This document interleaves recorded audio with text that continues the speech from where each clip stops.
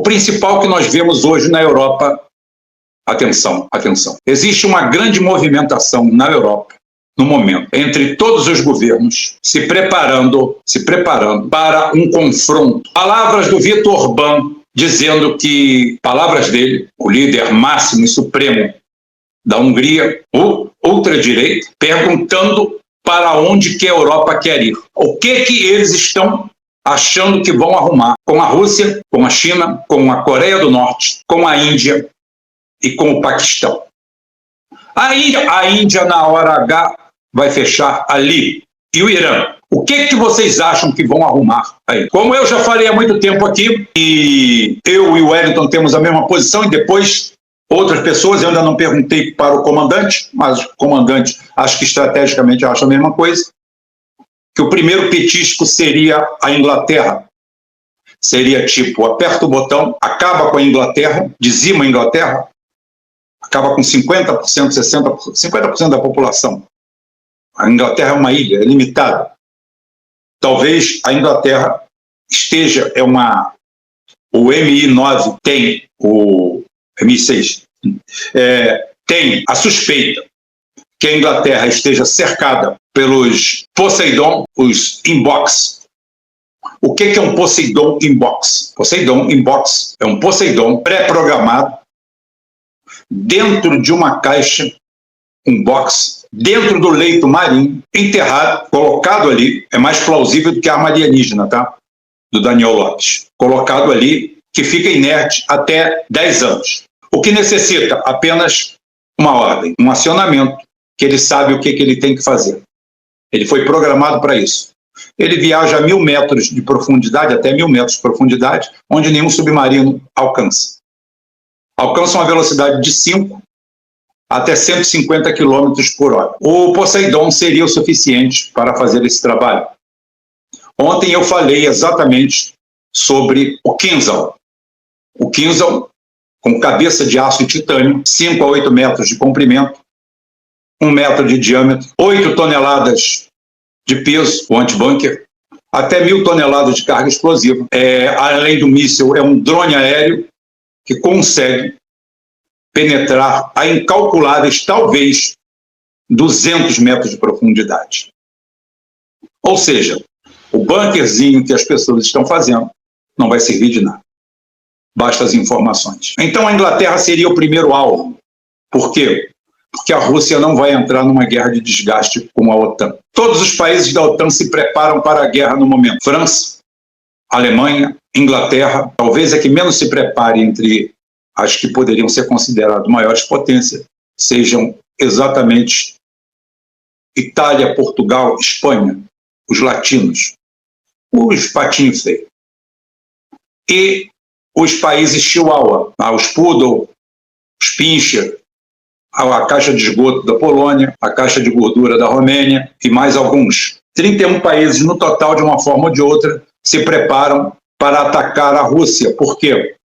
Porque o Império Anglo-Saxão sionista não permite, não aceita de forma nenhuma que a hegemonia anglo-saxã sionista, ora pousada no continente americano, no conluio circuito Elizabeth Arden, estendido, onde passa uma perna lá no McDonald's do deserto de Israel, querem a provocação total. Deram armas de longo alcance para a Ucrânia fazer o quê?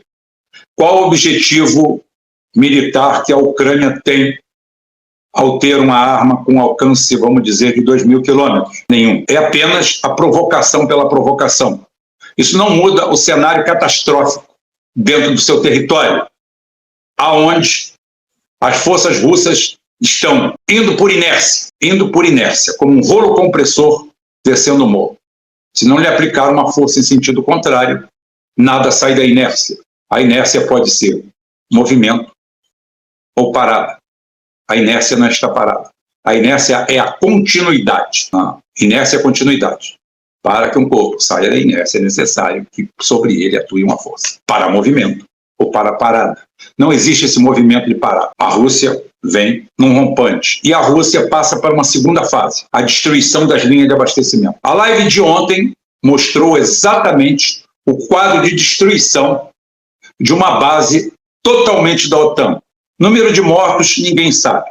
Pelo menos 300 seriam só de oficiais, analistas, estrategistas, engenheiros e pilotos do Ocidente, que ali iriam criar uma base, tá? Uma base em Yaboriv, a 8 quilômetros da fronteira com a Polônia. A Polônia que já deveria ter aprendido pelo próprio sofrimento o que foi, mas parece que o sofrimento saiu do radar da Europa. A maioria dos europeus hoje está mais preocupado com a santa droga de todo dia, com o programa social que está sendo cortado e com o seu namorado, que normalmente é do mesmo sexo. Hoje, a Europa, bandeira de frente da doutrina woke, seguida por paisecos do terceiro mundo, principalmente da América do Sul, principalmente da eleição de Gloria Sheinbaum para o México, numa bela traição de López Obrador, que asfaltou um caminho que essa cidadã jamais conseguiria alcançar. Eu já falei que se eu estiver errado, depois eu venho aqui e peço desculpa, mas o caminho está pronto. Tá? Como eu falei, como já falou, um sionista jamais conseguiria se eleger presidente de um país mestiço como o México.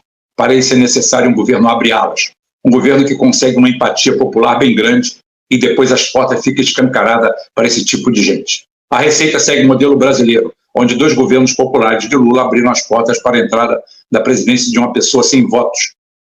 Não teria votos para se eleger síndica de um prédio de 2 andares, com 6 ou 8 apartamentos. Mas a Dilma Vana Rousseff, filha de um judeu búlgaro, segundo a nova formação, depois da Segunda Guerra Mundial, judeu é só aquele que nasce de um ventre de uma judia. Isso não é antigo, isso é novo. Tá? Isso não é ancestral, isso é novo. Mas todos eles, estranhamente, como Milei, com uma associação direta, aonde elegemos aí alguém que está mais ou menos entre Dilma Moreno ou Lenin Rousseff. É a entrega do continente latino-americano ao sionismo e fazer disso aqui a nova terra prometida, porque, pelo visto, lá em cima vai ter guerra. Não há outra forma, não há outro jeito, não há outra saída. Eles esterçam em cima disso aí, desse modelo, e não aceitam recuar. Não há recuo. Tudo que você vê é o tensionamento. Primeiro, não iriam se meter com a guerra da Ucrânia. Depois se meteram. Mandaram analistas, mandaram auxiliares, mandaram dinheiro, mandaram armamento. E todo o equipamento, todo o pessoal, todos os analistas sistematicamente foram destruídos. E como estão apanhando até agora, estão tentando partir para uma decisão final. Uma decisão final que pode colocar uma página nova no planeta. Uma decisão final onde canalhas entreguistas como nós temos nos nossos governos, que poderíamos sair como grande vitoriosos disso tudo, já que eles querem acabar entre si com o Ocidente e o Oriente, o Hemisfério Norte. Eu aqui no Sul, eu vou lucrar com o que está acontecendo. Mas não. O Brasil, como toda a América Latina, se curva a esse tipo de canalice. Considero o que López Obrador fez um ato de traição. Ele asfaltou o território, o terreno de quem jamais ganharia. Foi assim com Dilma Rousseff no Brasil. Dilma jamais ganharia algo, não ganharia uma eleição de vereador. E foi eleita e reeleita presidente do Brasil, inclusive, lamentavelmente, com o meu voto. Mas eu sei fazer meia-culpa, tá? Eu sei fazer meia-culpa, sei pedir desculpas, sei dizer aonde estou errado. E errei. Errei feio. E como contraponto, então, temos aí a figura do entreguismo, aonde eles conseguiram o estado de arte. Qual é o estado da arte? O estado da arte é você dominar todo o cenário. As 2 mãos, a esquerda e a direita, são suas. É o que acontece no Brasil hoje. No Brasil hoje, a esquerda e a direita estão no mesmo lugar. Fazem a mesma coisa. Servem ao mesmo patrão, ao mesmo Deus, ao mesmo dono. Pode ser o Habib's, pode ser quem for. Pode ser o BTG Pactual, pode ser qualquer um. O resultado é o mesmo. Nós perdemos, eles ganham. Um povo escravizado. A segunda economia das Américas e o pior salário mínimo de todo o continente. A maior carga tributária de todo o continente. que só faz aumentar. Retorno? Zero. A classe média vai acabando, ou se idiotizando a tal ponto que era melhor que tivesse acabado. Ainda levo para esse lado. A guerra lá em cima parece inevitável. Amanhã nós vamos botar o dedo nessa filha. Vou botar o dedo a semana inteira. Por quê? Porque estamos a segundos no relógio atômico de um enfrentamento. É o Armagedon, é o inverno global, é o fim de tudo. Uma nuvem negra se colocará além do horizonte, um inverno sepulcral tomará conta do planeta, uma chuva radioativa matará todos e o planeta será dizimado. Antes fosse. Mas não é nada disso. Capacidade de explosão e aniquilação das grandes concentrações de humanos no planeta é extremamente eficiente com o armamento nuclear. A abrangência dessa destruição em relação ao todo é muito pequena. Nós teremos florestas radioativas, sim. Nós teremos geleiras radioativas, sim. Nós teremos construções radioativas, sim. Nós teremos cidades radioativas, sim. Nós teremos barcos radioativos, sim. Nós teremos carros radioativos, sim. Nós teremos o fim de tudo? Não, não. Em 80% do planeta, o Sol vai nascer da mesma forma, o Sol vai brilhar, tudo vai acontecer e muitos sobreviverão ao primeiro momento. Ao segundo momento, os pobres e miseráveis do planeta vão dar o seu grito de independência. Por quê? Porque do interior da África, que vive no limite, plantando o que pode, comendo o que consegue colher, nada vai mudar para ele. Ele nunca soube que o que ele planta se encontra na gôndola de um supermercado. Ele não tem contato com isso. Ele mata um bicho, ele come uma galinha, ele bebe o sangue de um boi, numa grande festa ele mata um boi, ele come os cereais que ele planta, ele tem uma vida bem miserável. E a vida dele vai continuar sendo miserável. Só que ele vai continuar sobrevivendo, e você não. Que você, dentro do universo, dentro do mundo real, você não tem capacidade nem de ser miserável. O que espera aos sobreviventes, principalmente no primeiro mundo, nos grandes centros, é de uma miséria sem par. Você imagina uma grande cidade, você imagina seu apartamento de 50 milhões de dólares, sem energia elétrica, sem água, sem luz, sem nada. De que vale um apartamento de 50 milhões de dólares? Em Nova York, ficou em pé, passou incólume, meu apartamento custou 100 milhões de dólares.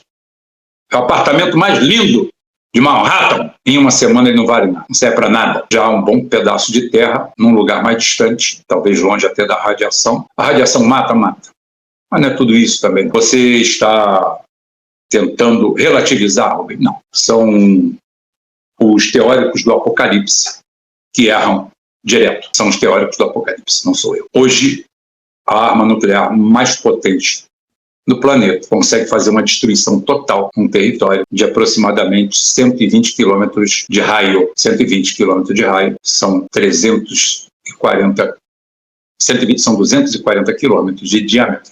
Pi T2 sobre 4.